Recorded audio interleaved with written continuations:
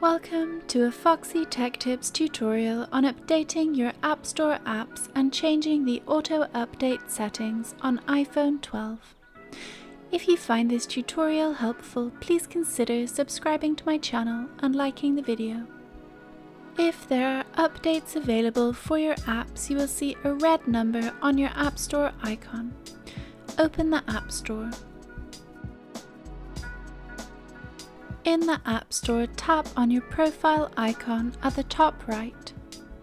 Now scroll down and you'll see the available updates section.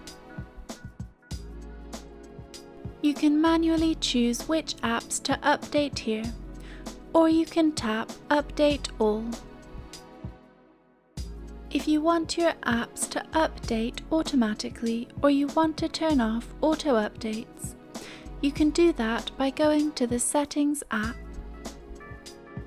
In Settings, scroll down to and tap on App Store.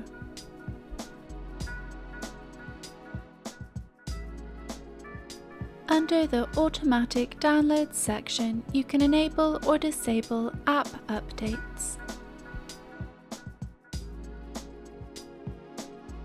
If I go back to the App Store now, we can see that these apps are getting ready to update automatically.